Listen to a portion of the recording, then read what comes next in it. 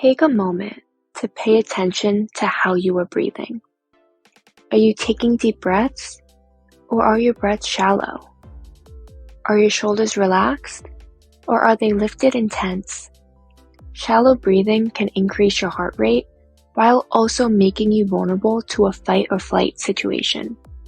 Deep breathing, on the other hand, can help reduce your heart rate and allow you to relax and feel more control over your thoughts and behaviors.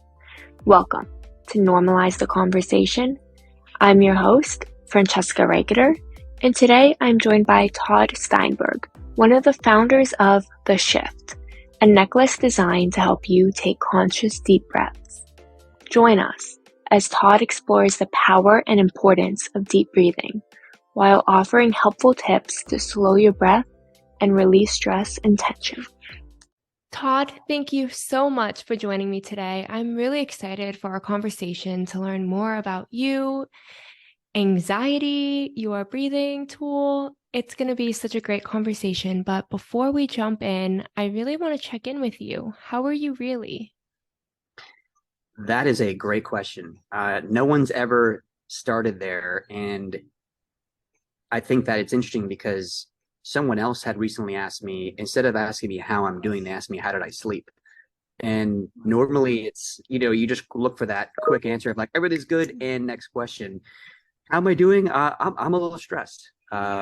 Running a business requires a lot. And I think that with the business and with my family, there's so much more that I'm responsible for and have to worry about. So there's this wheel constantly turning in my brain that even when things are okay, there's always this like unrest. So I'm wrestling with the unrest, and it's normally at a nice level. Today it's a little bit higher than usual, so I'm actively engaging in some calming techniques, but generally feeling good. How about you?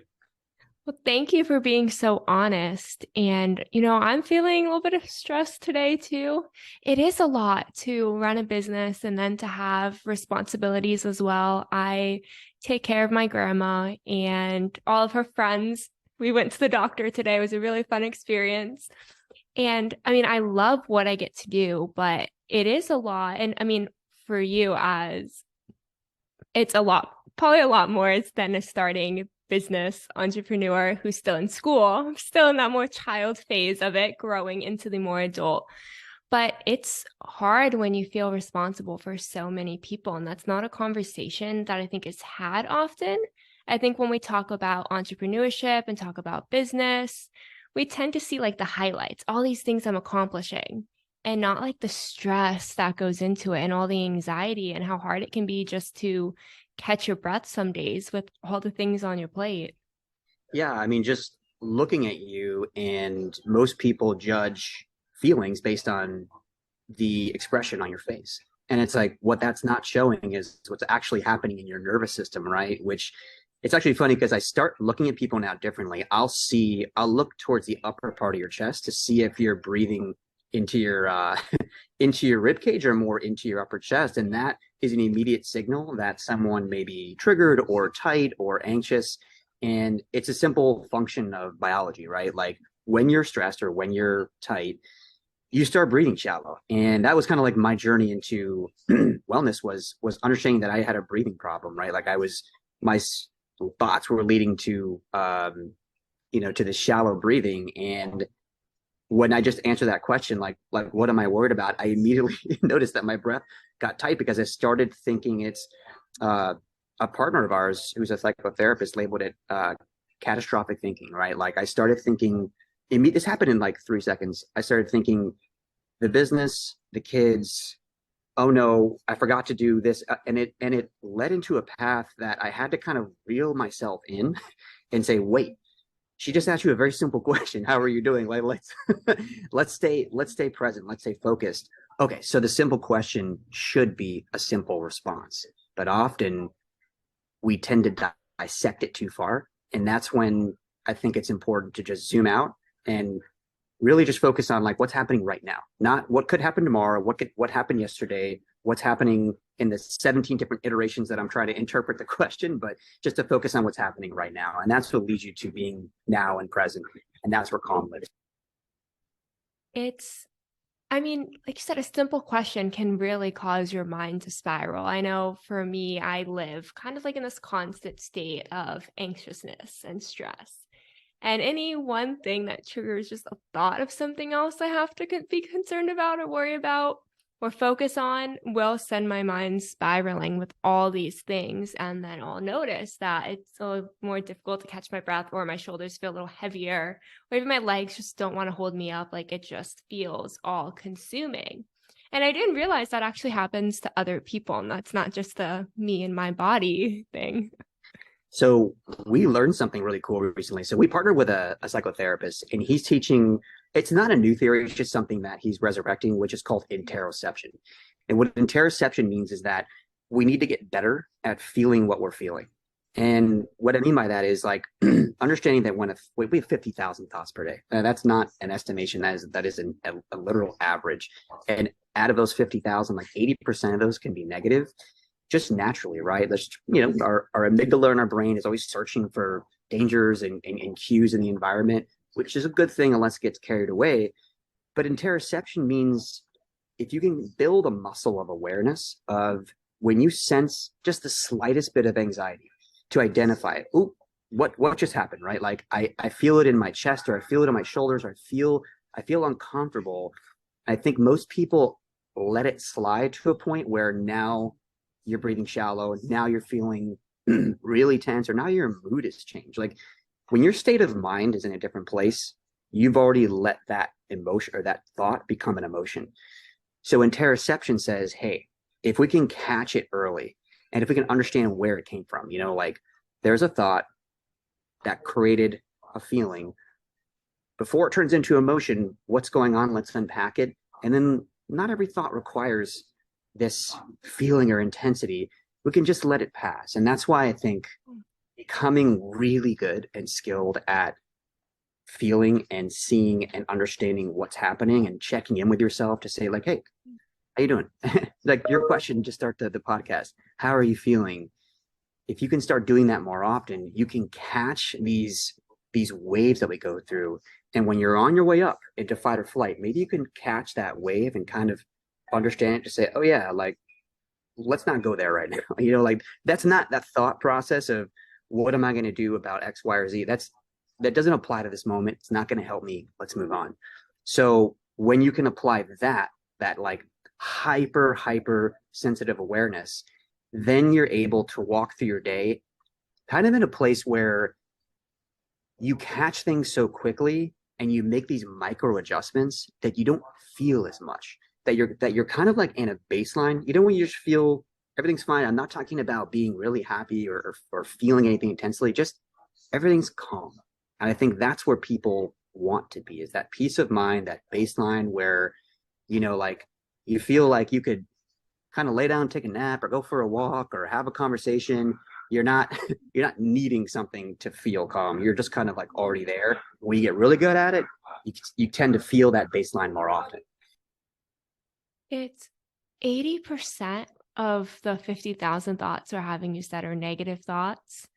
And these thoughts are all triggering emotions. And most of us just aren't aware. I'm trying to process that because that makes sense. One thing I always get frustrated with is I was never taught how to recognize how I was feeling, right? And when they talked about feelings, it's like those basic 5 feelings, which it's super important to know. Very, very grateful that people talk about feelings at all, but the happy, or it's like the joy, sad, disgust, anger, jealousy. Those all 5.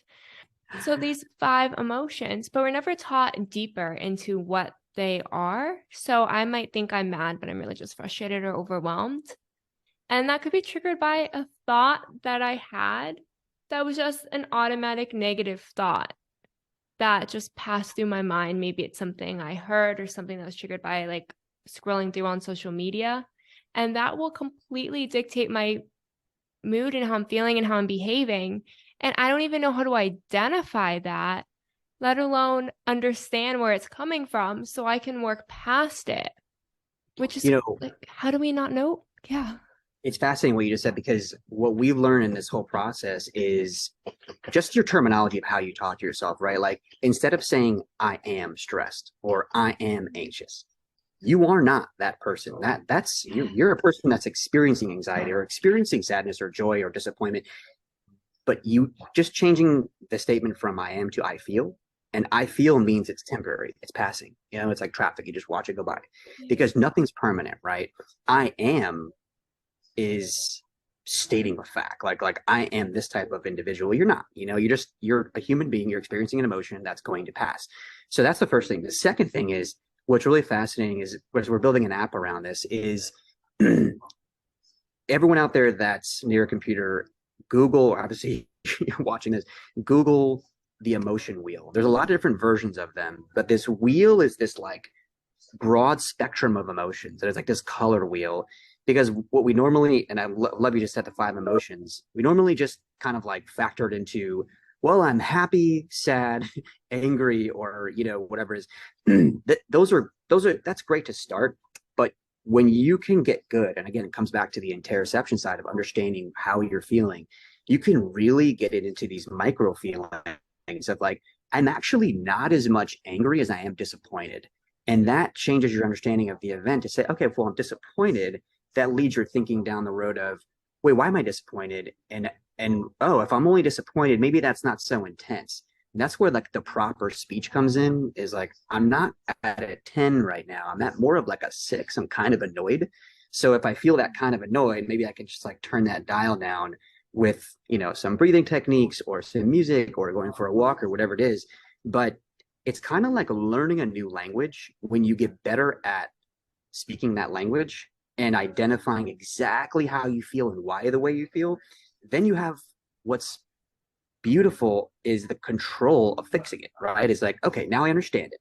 Then I can unpack it and then take steps to fix it. So do you find yourself doing that where you're getting into more of like the different levels of like, what is it? Let's figure it out. And then maybe it's a little bit different than just mad. Yes. And the feelings wheel, someone actually taught me that on my podcast, like maybe a year and a half ago. They had like actually had like a paper copy and showed it to me. And that blew my mind because I was never taught again, like how to dig deep into my feelings, understand what they are, where they're coming from, and how I'm feeling, not who I am. I really like that you made that clarification because it's when you say over and over again, I'm depressed, that becomes my identity. And that's something I struggled with for so long. So switching it to I'm experiencing depression or I feel depressed right now.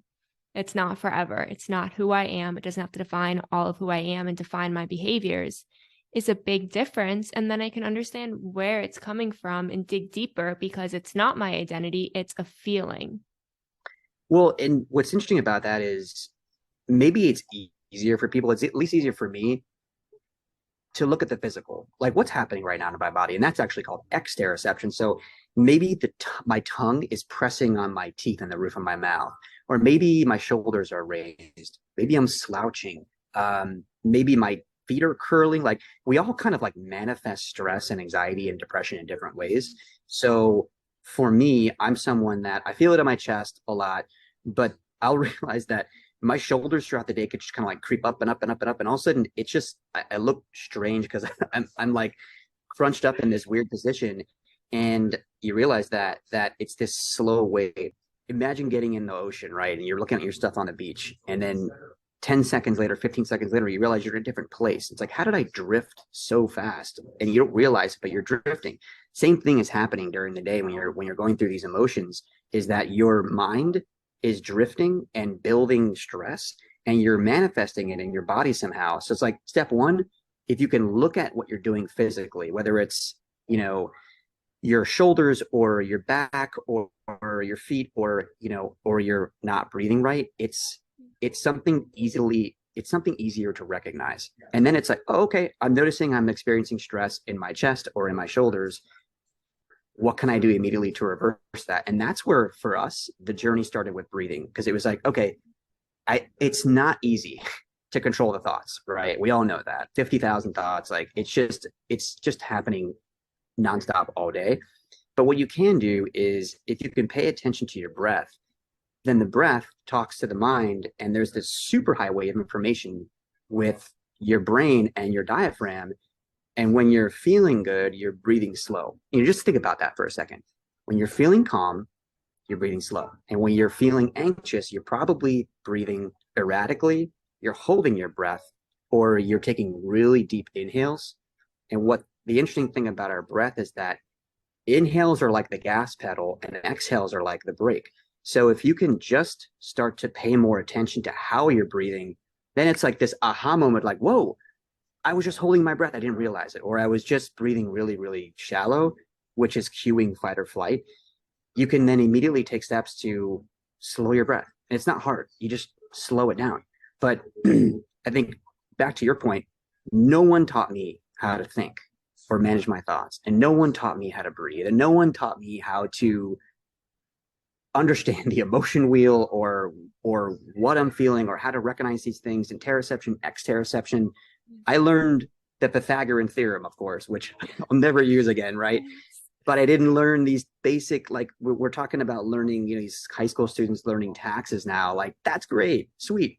What about our feelings? What about this mental health crisis? So that's where I think our mission is just to say, hey, like, let's just start talking about it, and love what you're doing with this podcast and understanding how to get better at just feeling and interpreting our emotions. And then when we're in that place where we're more aware of it, trying to figure out how to steer the wheel back into a good place.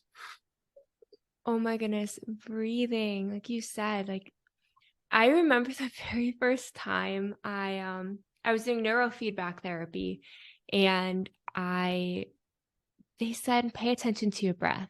And I remember just suddenly becoming so aware of myself breathing and not knowing, am I breathing too much? Am I not breathing enough? Am I breathing too fast? Like, and starting to panic because I didn't even know what breathing was supposed to be like, you know. And then they put the breathing monitor on me, or it was a breathing belt. It was a belt. That's the heart monitor. It was a belt. And I was doing like 3 times as many breaths per minute or second, whatever it was, as I was supposed to be. And they're like, well, no wonder you're in a constant state of fight or flight. Your body is not physically calmed enough to be able to handle any stress because you are basically hyperventilating to survive at this point. And it took coming out of a psych ward and spending a fortune on neurofeedback therapy to get to a point where someone explained what my breath was supposed to be like and taught me how to calm my breath and notice how it's impacting me. I mean, how fast I was breathing. No wonder I was never able to catch my breath. No wonder I was constantly like in a panic and any piece of stress. I couldn't breathe through it. People would be like, just breathe. I couldn't handle any more breaths. No wonder I was in pain.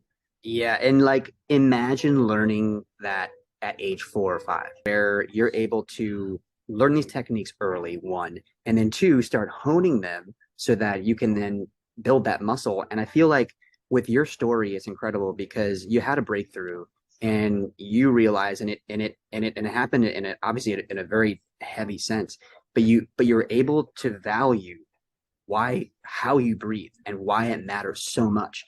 And I think that if more people could understand that it's this thing that happens 23,000 times a day. Like, that's not an exaggeration.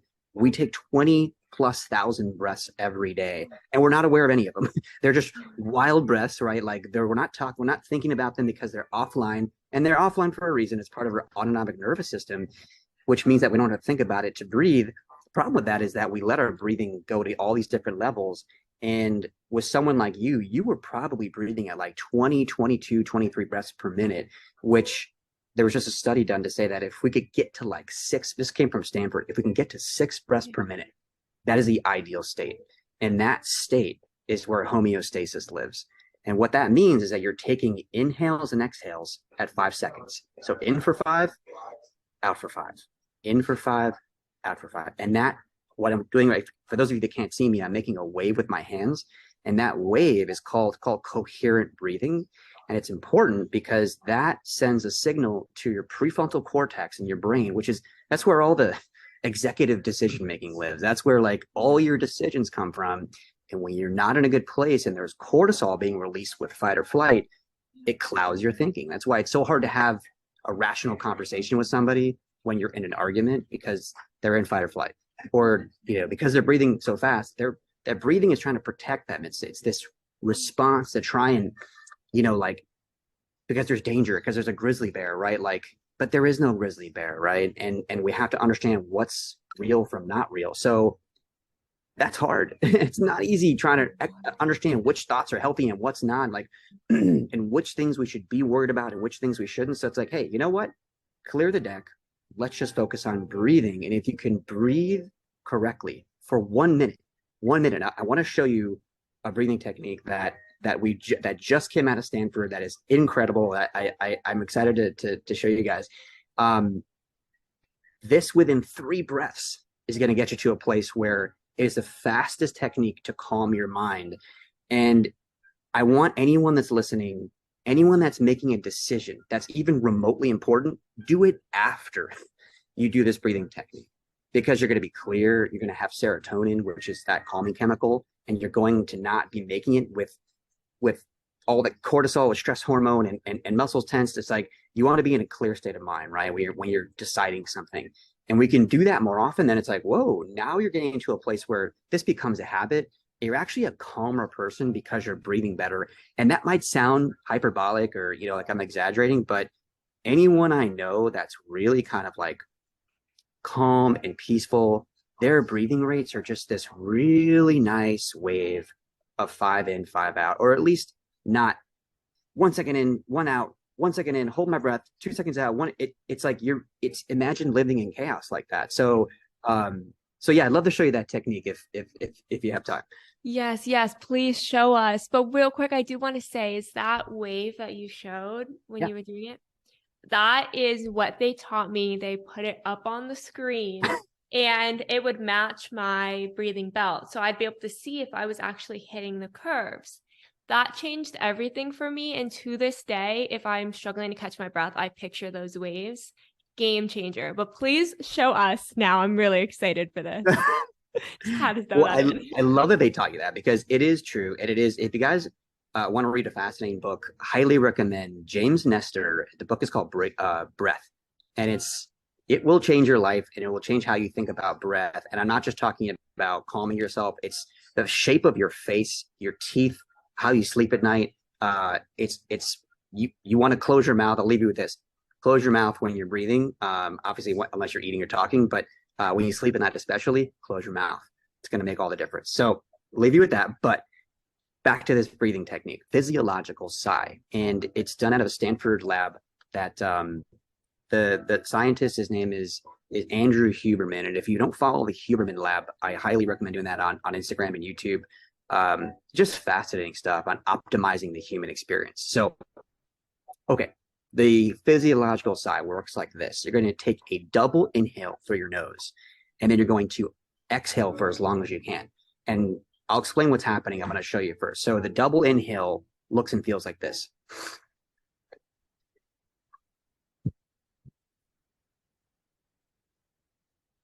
So long inhale through your nose, and then a short burst inhale, and you're going to exhale really long. Now, what's happening here is that you're inhaling just to get the oxygen, right? But then you're doing that second inhale to fill up these, they're called alveoli, these air sacs in your lungs. And there's thousands of them. They could line a tennis court, is how many there are.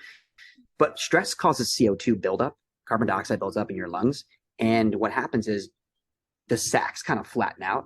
And when you take that real quick inhale, in addition to the other inhale, you're filling up those sacs, and then exhaling for a long time, you're offloading all of that CO2, which is you're triggering your vagus nerve, your parasympathetic nervous system.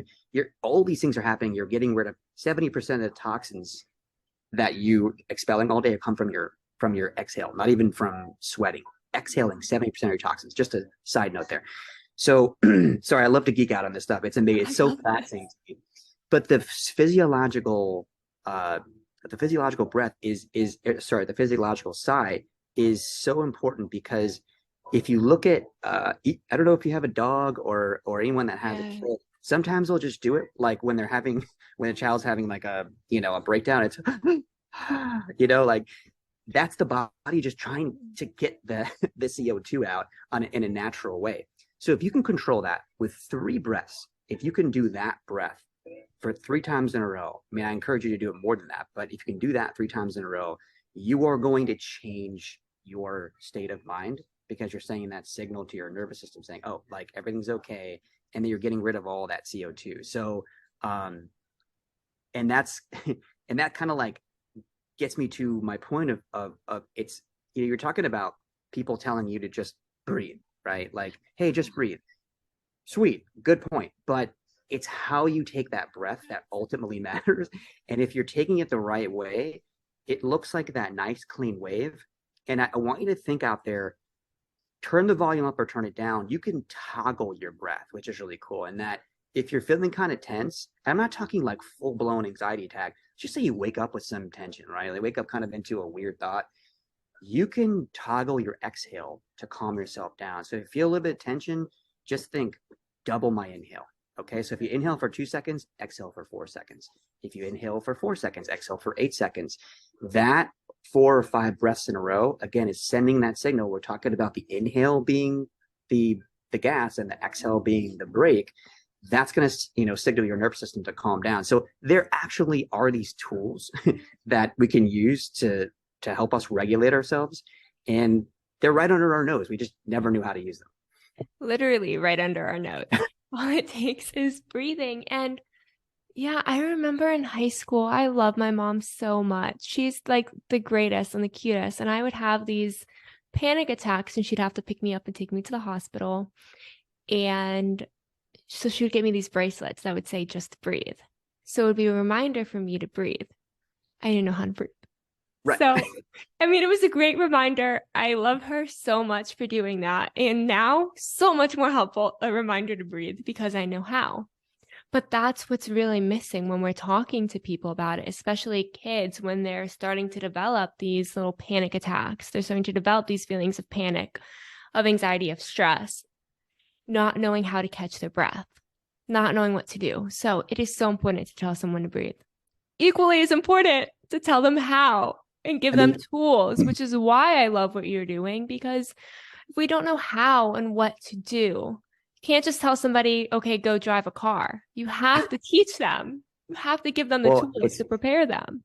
But, what you were talking about with just breathe is I love that. I love that, just that statement, just because it's, even though we don't know how to breathe, we're talking about breathing. And because we're talking about breathing, people are turned on to breathing. And it's like, okay, just the fact that we're having the conversation is getting us in a place where, okay, no one 5-10 years ago was having this conversation. And it's my belief, maybe I'm a little bit out there, but I think that the next major movement in wellness is going to be with breathing, conscious breathing, because there's so much science that's going to come out. You're going to see all these Stanford reports come out, and it's going to start taking shape.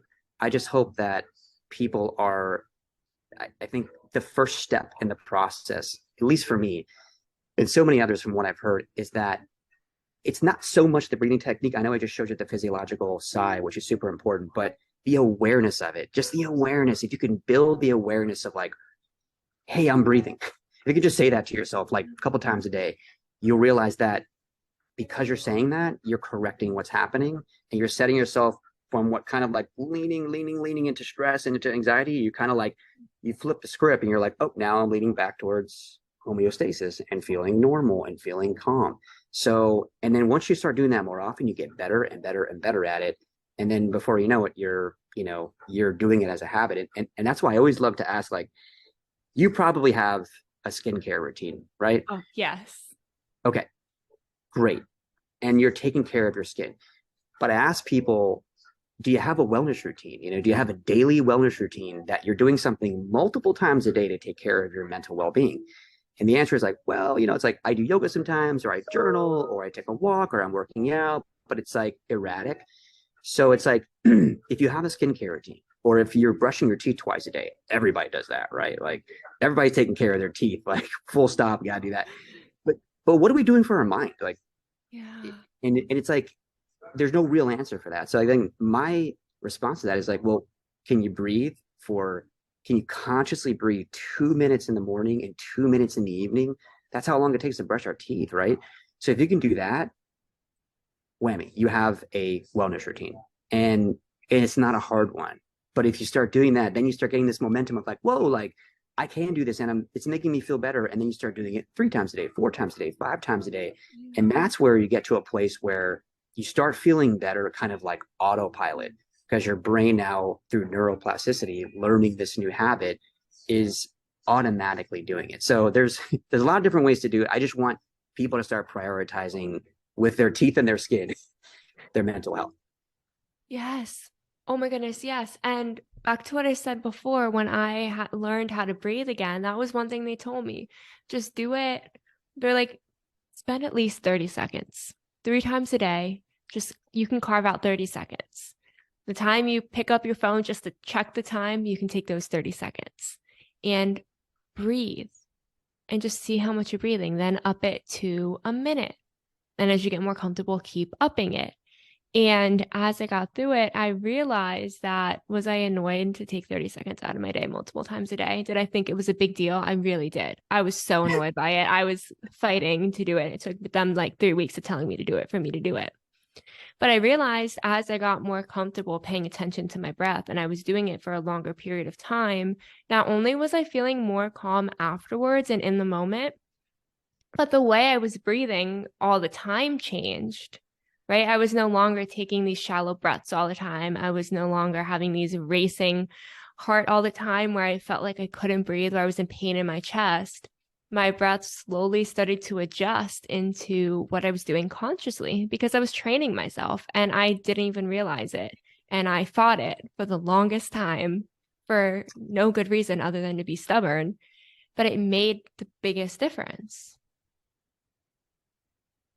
So where are you experiencing the most anxiety? Is it situational, right? Is it like in the morning, at night? Because I ask people that question in terms of like, where is it happening? Is it traffic? Is it, because if you can identify that, then at least you know when to activate these techniques, right? So what is it for you?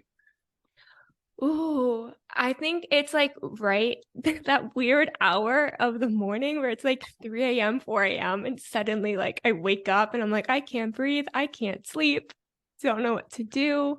That's like, I think, my time. And you're thinking, I've been there, and you're thinking about, I need to sleep. So it's like you're thinking Yes. about having to fall asleep, and I'm gonna be tired in the morning. And there's the catastrophic thinking. It's like Yeah. all these consequences are gonna happen because I'm not sleeping. So I have to figure out how to sleep, and then I can. So that's where it's like, if you know it's gonna happen, Yeah. I like to think of it as like two ways. Like there's a preventative breath and then there's the rescue breath, right? Like the preventative breath is like, all right, if you know it's coming, it's hard when you wake up in the middle of the night, but let's say you have a fear of like escalators, right? You know you're about to get on an escalator. Well, before you do that, let's take those 5 in, 5 out breaths just to get you centered, right? Just to get your brain and your body ready. Now, when you're when you're really in it, and when wake up in the middle of the night, do that physiological side. Get that double inhale and then long, strong exhale to offload that CO2. And you do that for 3 to 5 times. And there's another little trick in there too. Actually, there's two tricks. There's two little hacks that we've learned. One, if you're kind of like really in it, middle of the night type thing, maybe you wake up sweating and you're just like, one way to activate the vagus nerve is when you're exhaling, hum. So, or somehow create vibration, right? So it's ah. And what you're doing is, because you're creating vibration, you're activating your vagus nerve, which is this long nerve that touches all these organs in your body and your brain. And its one purpose is to calm it. It's like the brakes on the fight or flight. So the humming, I know if you're next to somebody at night, like maybe it's gonna be a little weird because you wake them up, but the humming actually, makes it easier to access that calm in a shorter amount of time. So if you're doing the physiological exhale, you could just add like that one piece to it, and it feels a lot better. But with these tricks, you're setting yourself up to kind of tell your brain, hey, even though we're here right now, we can down regulate within like a minute or two. And because you get kind of used to that, it's kind of like anyone out there that as an asthmatic, when you reach for your inhaler and you're like, you're having, I mean, I'm an asthmatic, but it's not too bad. It happens like every few years or so. But when you get that first hit of that, of the inhaler and you breathe in deep and you feel that first sensation of relief, it's like, oh, I can breathe again. And it's like relief even before, and the asthmatics know this, you inhale, you're starting to feel good because you know that relief is on the way. It's kind of like the placebo effect too. But before you start to, or when you're in an anxious moment, knowing that you're going to breathe the right way is setting up your brain by saying, hey, like, you know what?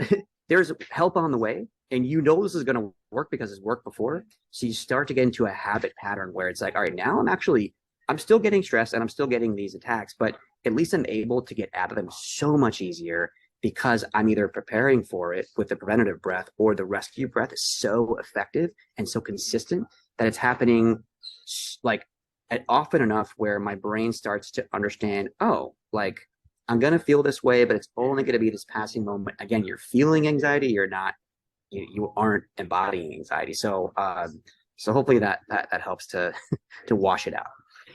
Yes. And like you said, panic is still going to exist. You're still going to have moments of panic. Being able to recognize the thoughts, recognize how you're feeling, super important. And having the tool to actually cope in the moment, super important. But it's just as important to recognize that it's normal, it's part of a human experience, and there's tools that can help you through it. I think a lot of people are constantly looking for that kind of quick fix, snap your fingers, I no longer deal with any panic or any anxiety or any stress or any triggering events or any bad things. It's all still going to exist because that's part of being human. But having these tools can help it so that you don't have to feel overwhelmed and debilitated by it. I think that's a very, very important conversation to have, is that these are tools that exist that are so helpful, and using them is going to help you in the long run. It's not going to take it away forever, but it's going to get you through. And then continuing to learn how to breathe can help reduce it. But if you still experience panic after, it doesn't mean it's not working for you. It's a normal human emotion, and that's okay. Right. And I like that, as long as you're trying, right? As long as there's motion, as long as you're doing something for yourself, you're not just sitting there giving into it. And sometimes it gets heavy, right? And sometimes there's going to be those moments where you're defeated. But that's a temporary moment. That's like such a strong message, is that it's not forever. It's going to pass. It might take a few minutes, it might take an hour, right? But it's going to pass. You know it is. The cloud is the rain that looks like it's the cloudy skies are going to last forever. It always passes.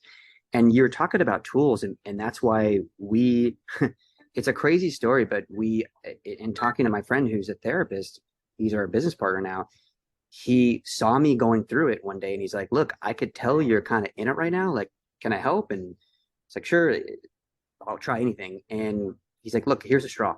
And I know it's going to sound really weird, but I want you to breathe through the straw for like 2 minutes. And I breathed through that straw, and I almost couldn't believe it was happening, because I could feel my heart rate come down, and I can feel like my shoulders drop, and I kind of felt like I was floating for a little bit.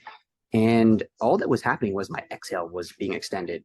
But the real trigger was something physical. Like, having something physical was, to me, game changing, and I could hold on to it, and they're like a physical anchor. So long story short, I come home, talk to my wife, and it's like, hey, like I'm gonna use this straw, like I like, and I'm gonna use it a lot because it works, and it's natural. I'm not taking any drugs. Like, it's it's not like mind altering where I enter some like comatose state. Like, I just feel calmer. And then we started talking. He's like, well, you want to carry a straw in your pocket, or is that like, how are you gonna do this? And it ended up, she's a fashion designer. She's like, well, what if we made it a necklace, and what if you wore it? It was like, wait, yeah, that's much better, because then I could just access it whenever I need it. And then we started looking up. We're like, I'm sure we can find this online.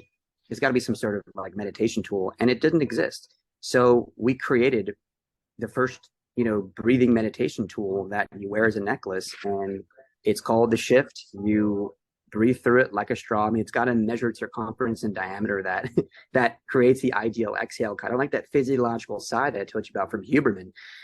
But it's really cool in that you just take a nice deep inhale through your nose and then you exhale through it. And because it's got this, diameter and circumference, you're going to exhale for like 7, 8, 9, 10 seconds.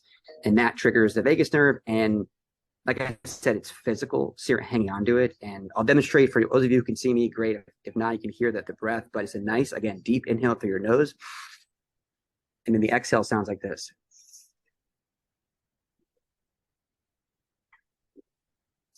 And 3 or 4 or 5 of those, you're feeling a lot better. And just having something physical, again, is it makes you do it. And if half the battle is just kind of like getting up, right, is actually doing the work. And because you can actually touch it and feel it and use it, and it's got utility, it makes you do it more often. Because you do it more often, you're feeling better more often. And now you're creating a habit, and you go back to the wellness routine. And like, maybe it's not so hard to brush your teeth twice a day type thing, like with the breathing twice a day or 3 times a day, because you're wearing it. And to us, that's been the difference. And it's simple, it's practical. Like, you're not committing yourself to such a radically different lifestyle, but you start to get good at it. And then that leads to more meditation and more calming techniques. So like, to me, it's like the gateway to a wellness routine that maybe isn't so hard after all when you start actually doing it. And you can just wear it like around your neck. I mean, you just tucked it into your shirt. I would have no idea that you're wearing it. So for people who maybe are affected by the stigma or afraid, what if someone sees me wearing a necklace? You can easily put it right and tuck it inside your shirt. It's there for when you need it, and it's on you. It's on your body. It's not something you really need to go out of the room to grab. It's right there in front of you when you need it. Where can we get the shift from? So, and thank you for the question. We have a website. It's called Komuso Design. That's KOMUSO Design. The necklace is called the Shift. So you just Google the Shift breathing tool and you'll see it there. And like you said, it's physical because you're wearing it, so it reminds you. But even what's kind of funnier is that you would think that, excuse me, that people might see you doing it, and it's like, well, this is weird, or what are you doing? Every time I do it, which obviously I do it often, it's a conversation starter of like, hey, what is that doing for you? And it's like, actually, it's my breathing routine, or it's my meditation routine. And then come like 1,000 questions of like, why, what is it doing? Where can I get one? Like, how does it make you feel? And the conversation is so similar to ours, where it's like, I didn't know that breathing was a thing. I didn't know that the exhale mattered. I just figured take a deep breath, which no one's doing it right, look different. And now that I know how to do it, I'm going to do it more often. And anyone that says to us like, well, okay, now that I know that, I'm going to, start breathing like that, I don't need a tool. And our goal is that you shouldn't need a tool, right? Yeah. But because it's physical, it actually gets you to do it. Because even though you need to slow your breath, even me, right? Like when I'm not wearing the necklace, I forget. It's offline. We have other things going on. So it helps bring breathing offline into the online world of your consciousness so that you're there. And then the other part to it, which I don't want to get to enlightenment talk here, but when you can find gratitude for breathing, you are in another world. Like, you are a highly evolved person, because it's so hard to feel gratitude when you're feeling stress, right? Like, you're just like, oh, there's something wrong. I have to fix this, or something I'm worried about. You can't think 2 thoughts at once. Can't do it. Brain won't allow you to do that, right? But if you can flip the switch with, I know we're talking about breathing, but if you can flip the switch with gratitude of like, hey, I just took a deep breath, like, I'm able to do that. That's amazing. I'm alive. Like I'm here. I exist. If you can just be grateful for taking a breath and being able to breathe, you're in a different place. So it takes a while to get there. I'm still working on flipping that, negativity or that worry into that gratitude place. But again, it's a journey, and it's a muscle. And if you can start building the awareness muscle of like, what's going on, what's happening right now, to, okay, I recognize it. Now I'm going to use some breathing techniques to help myself feel better. And now I'm going to try to redirect my mind from whatever was bothering me into what am I grateful for? I mean, I just heard this new technique in a presentation last week that if every day you can come up with 3 new things you're grateful for, you start training your brain to search for positive things instead of negative things, because the brain always wants to pick up on like what's wrong, what can I improve, what danger is in front of me, right? So if you can start to slowly change that subject to what's right, what's going well, what am I grateful for, even if it's like I'm grateful for this coffee, or that there's the weather's nice, or whatever it is. It's getting your brain kind of like off the bad into the good. And then we could do that every day. Now you're building neuroplasticity again. You're rewiring your brain to feel good or to look for good instead of looking for bad. There's so many things. I learn something new every day about this stuff. But the one thing that always kind of comes through as the common denominator is like, if you can just come back to your breath to figure out how you're feeling, you're on the right track. You just took one awesome step to feeling better into wellness. Todd, you are absolutely amazing. As we wrap up, would you be willing to maybe lead us in like a 30-second breathing exercise? I thought you'd never ask. What I want everyone to do is drop your shoulders. You put your shoulders back, and I want you to close your eyes, and I want you to feel either your feet on the floor or your back in your chair. And I want you to start to inhale. On a count of 3, I'm going to guide you, and I want you to just inhale for 5 and exhale for 5. We're going to try coherent breathing. So 3, 2, 1, inhale, 2, 3, 4, 5, exhale, 2, 3, 4, 5, inhale, 2, 3, 4, 5, exhale, 2, 3, 4, 5. One more. Inhale. 2, 3, 4, 5. Let's try to exhale long here. 2, 3, 4, 5, 6, 7. And slowly open your eyes. And I want you to just think of one thing you're grateful for right now and stay in that thought. And I'm super grateful for breathing. And for you, Todd, thank you so much for joining me today. Fran, this was awesome. I had a lot of fun, and I'm always happy to talk breathing and wellness with you. I wish you well on your journey and really appreciate the opportunity to talk to everybody today. Thank you so much for listening to Normalize the Conversation. Don't forget to subscribe, rate, and review. This podcast is an initiative of Inspiring My Generation, focusing on normalizing the conversation, bringing education and awareness to the forefront, and amplifying global voices to spark change and hope. Inspiring My Generation is a 501c3 nonprofit organization on a mission towards suicide prevention through awareness, conversation, education, and support.